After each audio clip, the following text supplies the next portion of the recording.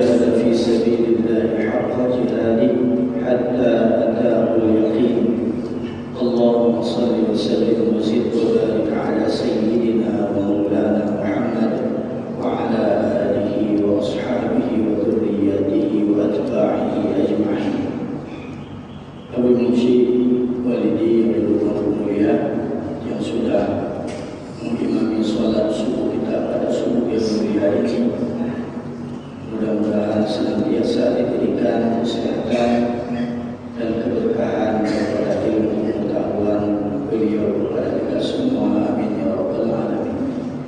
Pada seluruh pengurus PKM dan juga panitia pembangunan masjid Babul Huda Kampung Pamboi bab 2 Babul Huda Baitul Huda di belakang Bu Razif Baitul Huda.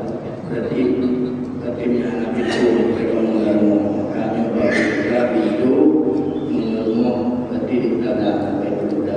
Kata mau rumah pintu, alhamdulillah kan lupa pintu rumah di bab sebuah yang berbahagia.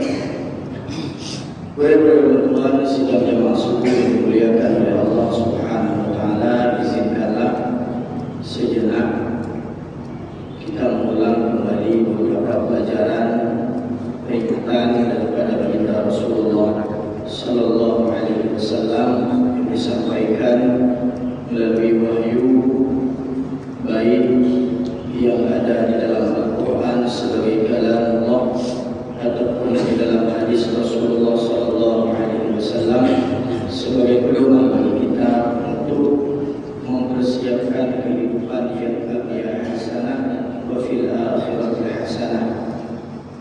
Hadirin yang dimuliakan oleh Allah, ada dua hal yang perlu Tuhan sampaikan.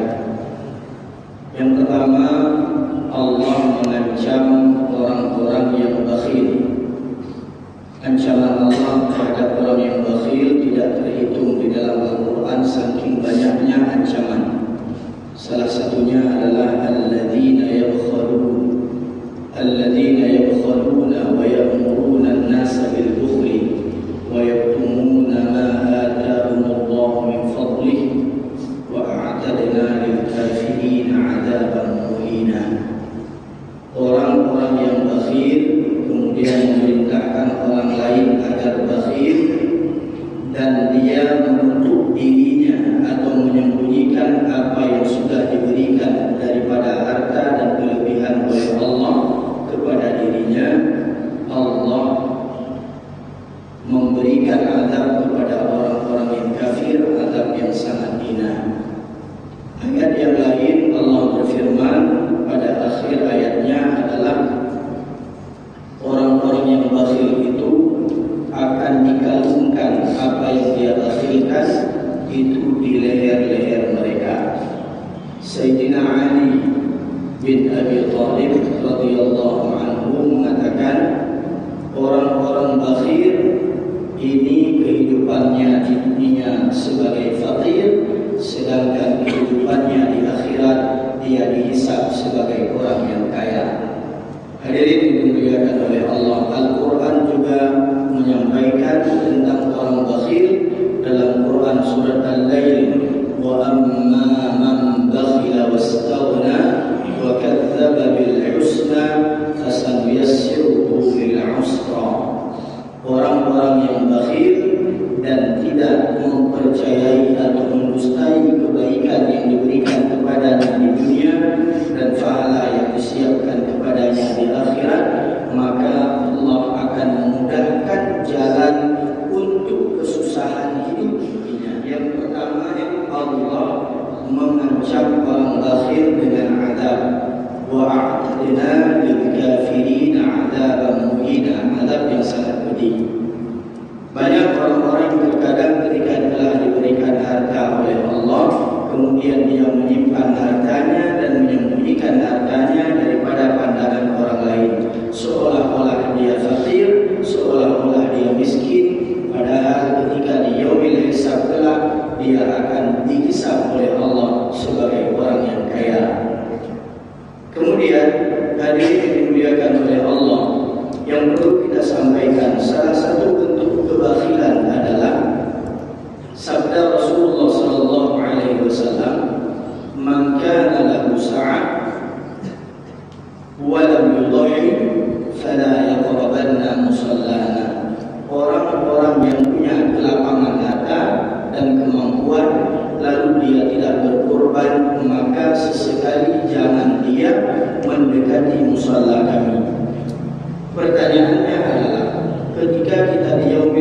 Alhamdulillah, kita datang ke sana kemari dari mulai Nabi Adam hingga pada Nabi Muhammad sallallahu alaihi wasallam. Huru-hara di yaumil mahsyar itu sangat luar biasa, sangat-sangat melelahkan.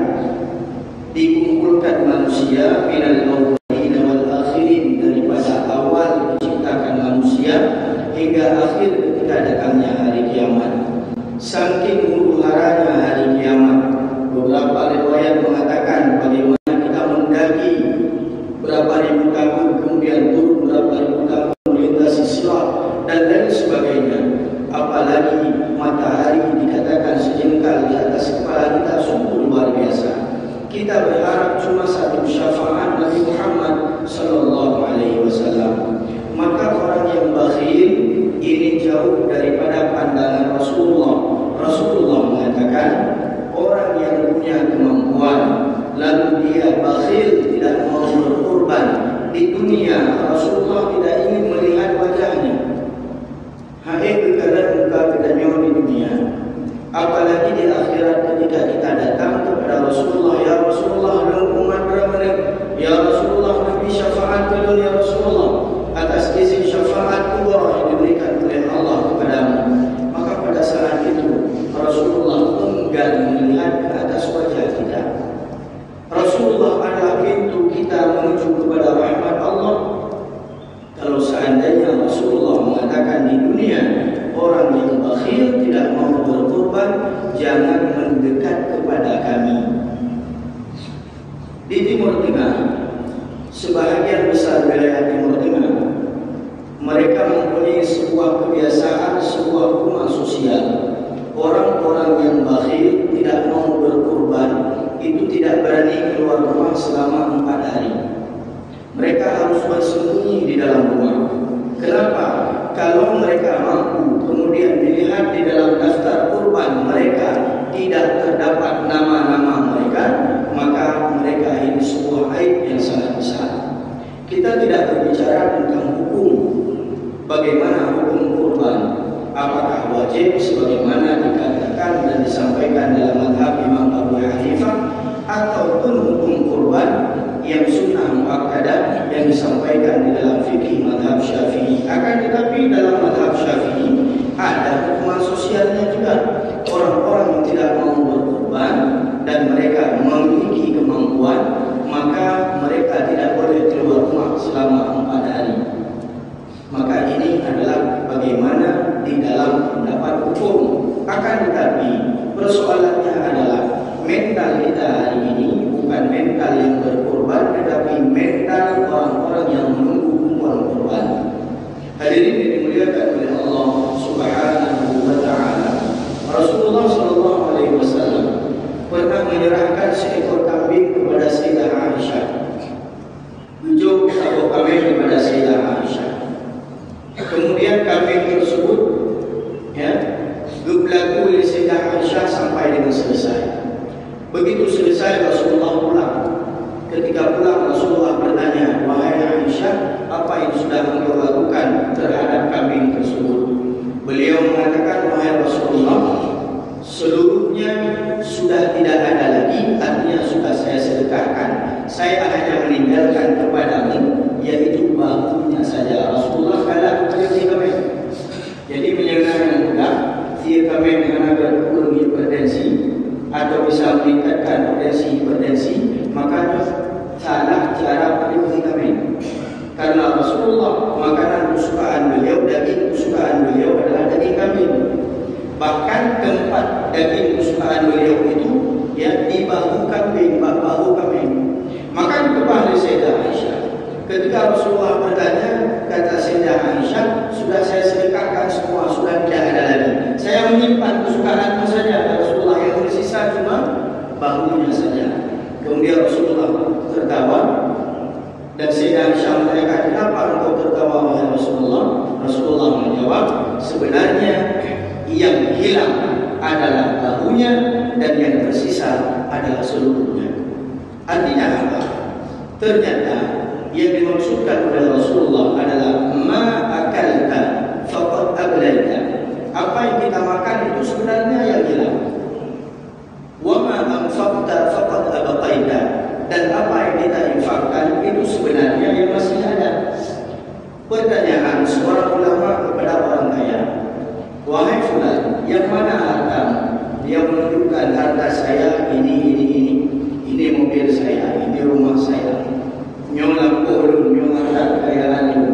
Kemudian ulama itu mengatakan, bukan, hartamu yang mana? Kemudian dia heran, saya sudah menjawab, inilah harta saya. Tidak, itu bukan milikmu, itu adalah milik ahli warismu. Sedangkan yang milikmu adalah yang sudah engkau infakkan, yang sudah engkau wakafkan, itu adalah milikmu. Sedangkan yang kau tinggalkan di dunia nantinya, itu adalah milik ahli warismu. Karena apa yang ada kayak ini tentu mau mati di ahli waris kita boleh dikubur fardu kifayah, tajhiz jenazah, kemudian selanjutnya menunaikan hutang kita dengan manusia, hutang kita dengan Allah fi dhimmah, kemudian menunaikan menjalankan wasiat dan tunaikan wasiat. Setelah itu selesai, harta itu menjadi milik ahli waris. Jelas ayat tentang warisan baik ashabil furud ataupun asabah. Al-'idul fara'idha bi ahliha fama baqiya fal aula rajulun dzakar. Berikanlah faraid atau warisan itu kepada ahli furud yang sudah ada bagian 1/8, 1/6, 2/3, 1/3 dan lain sebagainya 1/2. Maka yang sisa itu adalah miliknya asabah, baik asabah bin nafsi atau asabah ma'al ghairi atau asabah bil ghairi. Maka ini adalah harta milik ahli waris. Tak mudah kita jual ribu-ribu dari Allah, tak kurik ribu tak tebit. Bila tak harta susah ada bah di dunia. Kalau kaya pulang, kenapa kaya pulang dulu? Perpindahan harta dari milik si mayat kepada ahli waris, perpindahan yang mutlak. Tidak boleh diminta lagi sebagaimana perpindahan ketika hidup dengan hibah, dengan jual beli dan lain sebagainya. Hadirin yang dimuliakan oleh Allah, maka yang katanya yang harta bedanya bayar tajawuf yang kita infakkan itulah harta kita. Hadirin yang dimuliakan oleh Allah Subhanahu wa taala. Kategori mampu di dalam berkorban sebenarnya kalau kita lihat mudah. Ketetapan yang bedanya €10 adalah RM10 atau RM20 sisa daripada biasa kita rukuk nyokalinya ketubah baju. Rukuk kalau RM10 tertabung RM10. Maka kalau kita menyimpan satu hari RM20,000, satu bulan itu sekitar RM600,000. Kalau dikali 12 bulan, maka jumlah uang yang kita kumpulkan adalah RM7 juta. Hanya belum yang hanya mampu untuk berkorban kalau dikatakan dia sudah berinfak dan sudah menggunakan uangnya satu hari RM10,000 saja. Berarti dia sudah berdonasi, dia sudah menyimpan uang kurban kita kami. Kami kena mengaku kadang-kadang menjadi dor raya ini pada tidak lain-lain ada waktu juga kasih kongsi kata mahal RM50, tapi RM20 kasih saya. Maka kalau kita mengatakan saya belum mampu, sebenarnya mampu ini ada pada semangat kita untuk mampu.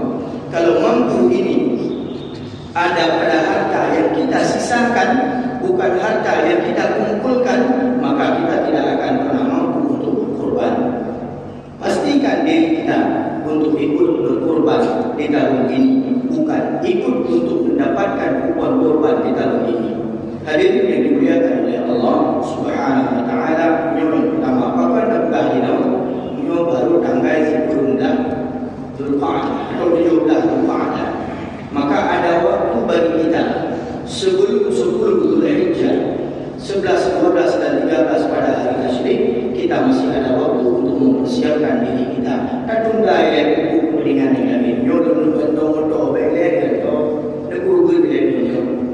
Maka hadirin dimuliakan oleh Allah Subhanahu wa taala, ini adalah hal yang pertama.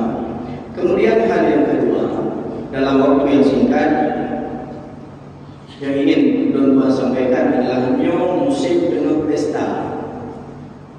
Nyo bayar kepingat karena mungkin karena catering tak kenal dan catering tak kenal. Yang pertama, asal sudah ada pesta walimah, itu di tempat walimah yang pertama ada tabarruj jahiliyah. Ini yang pertama. Wanita yang tidak sesuai dengan syariat.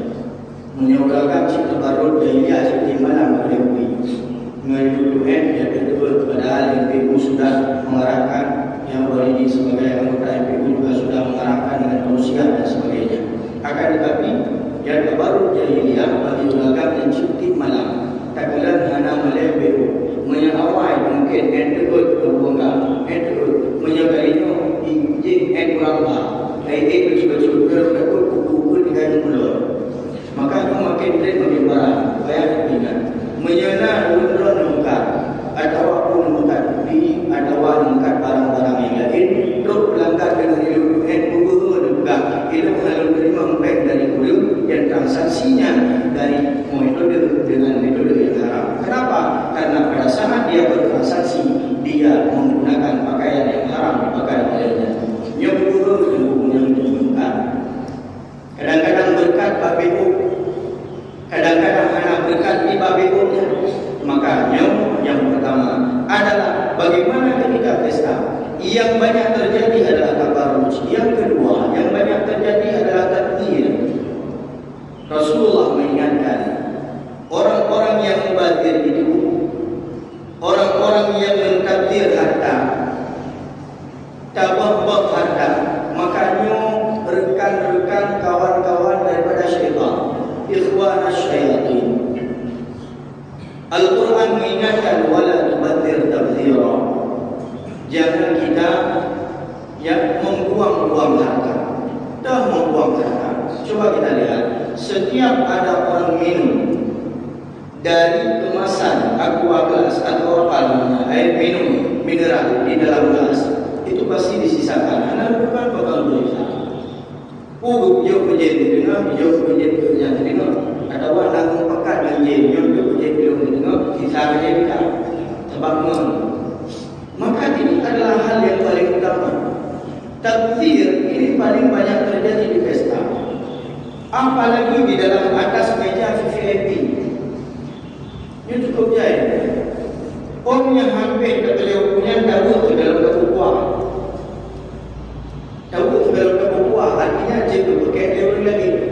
Ini yang terjadi adalah bantabok punya buku utama itu pada dalam sambil dari orang tua puasa.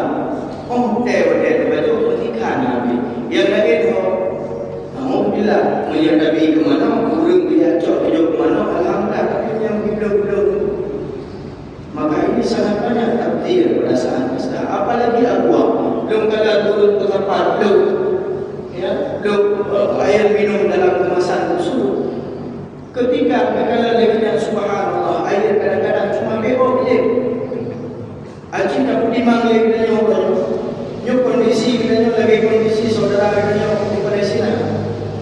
Kalau baca Quran, nasihat dan doa oleh Walidi. Bagaimana kondisi saudara kita di Palestina? Mereka mengumpulkan dedak-dedak tepung, sisa tepung yang sudah bercampur dengan tanah. Kemudian mereka pisahkan untuk mereka makan. Inilah kondisinya. Air mereka tadah kalau ada hujan, mereka tadah air hujan itu yang mereka minum.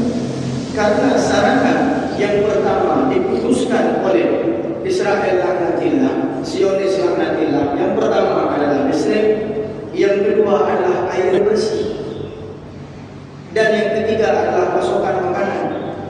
Maka setiap pasokan makanan, bantuan termasuk dari gereja di Indonesia yang kita mampu Gaza itu orang-orang Zionis bahkan warga mereka itu menghadang dan bahkan membakar truk bantuan makanan tersebut.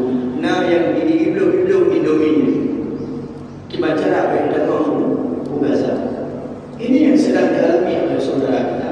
Lebih minum dan doa ke bangsa kita di Palestina, tetapi kita membuang-buang nikmat yang sudah diberikan oleh Allah Subhanahu wa taala. Makanya perlu kita perhatikan. Tentang mubazir dan takdir yang luar biasa. Takdir yang kedua terjadi bagi Nabi. Lebihnya tak kopi dengan pen. Sabuk kopi 5 akan tetapi rata-rata wadai dia dikamilah misalnya ikan berusaha kumpul. So dia menyebut dalam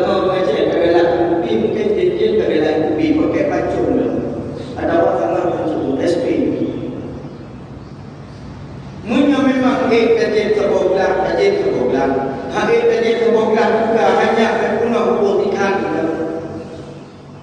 Bahkan mubalik karenanya daun pen dipegang dengan harta. Setiap harta yang kita mubadirkan, maka Allah membenci orang-orang yang melakukan pemubadiran tersebut. Hadirin yang dimuliakan oleh Allah Subhanahu wa taala.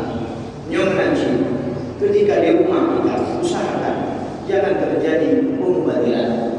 Yang kepada boleh dan yang tahu. Yang kepada boleh dan yang tahu. Yang kepada boleh dan yang tahu. Yang kepada boleh keluarga dan yang tahu.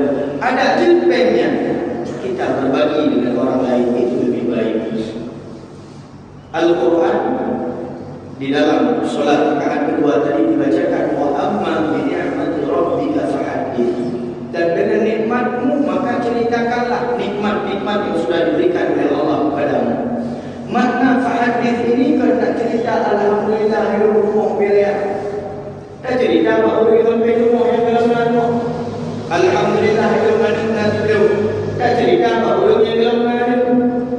Maka ini bukan wa amma bi ni'mati rabbika fahaddits. Akan tetapi makna fahaddits di sini sebahagian ulama mengatakan, dan dengan nikmat itu setelah engkau sampaikan kepada orang lain, engkau berbagi dengan orang lain. Alhamdulillah, bunuh bahagia ya. Nah, kok si fulan portrait anak kok ini bag. Mudah-mudahan orang sampai portrait bag panso. Kalau dia lima tu, yang betul muhammad ini menurut kita fahaddits. Kalau cerita dengan alhamdulillah itu membuatkan kita menbilung itu, maklum cerita makan tolong ini. Kali ini dimuliakan oleh Allah Subhanahu wa taala. Persoalan kita hari ini adalah persoalan draw dan ambil baju berlomba. Yang persoalan paling ini. Draw dan ambil baju, ambil habis, tetapi juga ambil. Maka ini yang patut kita hindari sebagai umat Nabi Muhammad sallallahu alaihi wasallam. Habib Umar al-Hafidh dalam sebuah riwayat daripada murid beliau, yaitu Habib Ali Zainal Abidin al-Jufri, apa yang beliau sampaikan? Pernah suatu ketika santri beliau itu memakan roti, dan roti itu terjatuh di tanah dan mereka tidak mengambilnya kembali. Gejok oleh Habib Umar dikumpulkan sisa roti tersebut, kemudian beliau bersihkan dan beliau makan. Semua terkejut. Kenapa? Beliau tidak ingin ada sisa-sisa makanan ini yang menjadi pertanyaan Allah Subhanahu wa taala ketika di yaumil hisab kelak. Jadi ada yang kata gebah, yang akan ditanya oleh Allah, kan disia-siakan, tidak disia-siakan, kan dilewati oleh Allah. Ada yang kata kuatirnya hana kira Allah, wah nak tanya bertanya. Tidak bu yang terhadap aku, tidak bu yang terhadap aku, maka beliau dengan jawab hanya betati punya katakan punya betati ada ni, untuk memang hanya dia kata tapi mana betampe iklim punya, pakar dia bu, dia akan dipertanyakan di yaumil hisab di hadapan Allah Subhanahu wa taala. Nyo kadang-kadang terlewatkan daripada kita. Punya terbuka pengaku yang kubur, terbuka cipap yang kubur. Punya kubur kan menjaga badan, mayang lagi badan lagi ada semangat luar biasa. Akan tetapi ini yang harus kita biasakan. Karena akhlak dengan etika kadang-kadang itu ada perbedaan. Etika itu adalah sebuah kedisiplinan yang kita lakukan, yang kita biasakan, dan itu akan alat bisa karena bisa. Kita dalam di Jepang ada duit itu diajarkan 6 bulan ketika mereka di sekolah untuk belajar arti. Mereka diajarkan cara berlalu lintas. Cuma pakai dulu di kampung berdiri di rumah tua, tapi dalam kira aku bengkak ada beda. Sebab apa? Dengan bela bengkak menyambut berjaya sih ada lagi. Ajibnya bisa berjaya ada beda. Maka karena itu bukan akhlak, itu etika yang kurang. Kedisiplinan itu bagian dari etika. Maka waktu terpilih kita sudah lumayan tahajud, sudah lumayan tubuh, tapi tidak disiplin, maka etika yang kurang, bukan akhlak. Akhlak itu lahir daripada sebuah kemuliaan kepada Allah Subhanahu wa taala. Akhlak kita menjauhi yang munkar dan fahsyah. Yang fahsyah itu adalah antara pusar dengan lutut, yang munkar itu adalah di atas pusar, yaitu bercampur. Sedangkan tentang etika, kedisiplinan, tidak membuang-buang makanan, itu adalah pendidikannya di dalam etika kita terhadap nikmat Allah Subhanahu wa taala. Maka hadirin dimuliakan oleh Allah Subhanahu wa taala. Maka kita yakin kita semua adalah orang-orang yang beretika, orang yang berpurna tata krama, orang yang berpurna tata cara berkehidupan baik dengan keluarga kita sendiri ataupun dengan masyarakat, antara yang muda dengan yang tua, yang tua dengan yang muda, dan bahkan hubungan interaksi kita dengan apa yang kita miliki daripada harta kita. Hadirin yang dimuliakan oleh Allah Subhanahu wa taala. Maka pesan singkat ini ingin kita bertegas. Yang pertama, kesimpulannya adalah nyok atau bulan Dzulhijjah na kita mun 20 produk kita nyok mantap pada kita nyok kita lemo yang bagi guru lemo kami kami bagi guru kami mana yang datang entiro secara privasi kita masing-masing satu kami itu lebih baik. Karena beberapa ulama mengatakan guru kami entiro lebih baik daripada lemo kami. Mana yang kenyang kalau dengar ceritanya dari Musbah. Jadi umumnya juga garisan kurban, itu garisan kurban. Nah, naruhnya dalam naruhnya beda jauh kurbannya. Bagus. Jadi naruh yang orang kiamat mentoy jam. Ujar ada jauh berdoanya, sebab naruh dah boleh. Maka pula berarti yang kurban kami mudah. Jadi macam-macam orang yang curiga. Sebab ada kami mudah. Artinya banyak ulama mengatakan kalau tidak sempat kita arisan kurban misalnya, silakan arisan kurban tidak ada larangan, hukumnya adalah kubah, maka silakan kita membeli kambing, kita kurbankan atas nama kita sendiri, dan pahala yang kita niatkan untuk keluarga kita. Pahala ada bukanan yang beda kurban kita karena hadis Sayyidah Aisyah, hadis yang mengatakan bahwasanya Rasulullah Adha bikabsyaini amlahain. Rasulullah membeli 2 ekor kambing. Yang pertama beliau sembelih untuk dirinya sendiri, yang kedua beliau sembelih untuk keluarganya dan untuk seluruh umatnya. Nah itu tak bawa kami dan isi umat dulu dia mengatakan itu sekali berbeli nabinya. Artinya Rasulullah mengingat kita berbagi pahala dengan kita, tidak mencantumkan nama kita di dalam kurban tersebut. Begitu juga kita sebagai kepala keluarga minimal tidak tahu rumah nak tahu kami. Karena tahu kami, maka ini adalah kifayah bagi kepala keluarga. Hadirin dimuliakan oleh Allah Subhanahu wa taala. Yang kedua, kita pahami bahwasanya kehidupan kita ini adalah untuk berbagi dengan orang lain. Budaya beda jauh harus saling berbagi. Hidup paling senang ketika jamaah kita sudah diikat dalam buah syiar dan dakwah ini, juga diikat dengan penguatan antara kita di dalam hubungan sosial kita. Nah, adanya guru-guru yang kaya di dalam jamaahnya, gepnya tokin, gepnya nak gede, dekat adik-adik muda yang dalam menabur lepakan apa dia pergi kerja. Ketika urut-urut nak kelebihan harta, yang pertama payah hidup adalah guru-guru yang senantiasa dalam mulazamah di dalam jamaah. Nak kelebihan harta, alhamdulillah, nak gaji letak, gaji pula, gaji mengkak, nak telefon, ada kupan, penulis, alhamdulillah, nak pergi tujuh kadang tak buka bila-bila. So, guru yang nak dalam jamaah, baik kita sabar saf hanya di dalam solat, tetapi kita tidak satu saf di dalam hubungan sosial. Banyak anak-anak muda di dalam kalangan BPS adalah muda dalam 80. Akan tetapi banyak anak-anak muda yang tidak hadir pada subuh ini. Kenapa? Kadang-kadang mereka harus bekerja dari malam sampai jam 4 pagi. Mereka yang tidak tahu pagi ini harus mencari uang di mana, adalah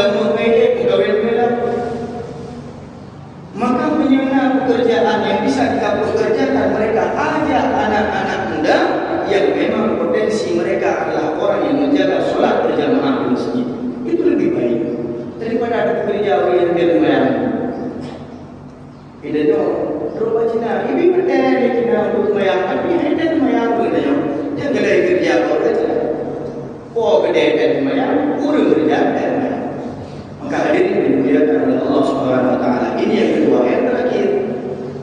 Yang di dalam musim-musim ini atau musim pesta dan dimanapun kita berada, setiap kita menggunakan nikmat Allah, jangan pernah kita membatin di dalam nikmat Allah Subhanahu Wa Taala. Menyong kita yang kawin kepingan baru mendengar atau ingat orang dia. Yang ia yang bawah lewat baik bawah langsung lambruk, tetapi ini cobiannya menyembah apa pilih klubnya. Dia pertama dia mengumpulkan ianya berdasarkan tanaman daripada bawah lewat.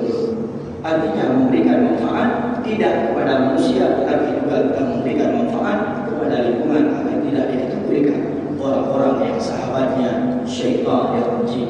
Hadirin dimuliakan oleh Allah, nyonya kepada dua sampaikan mahu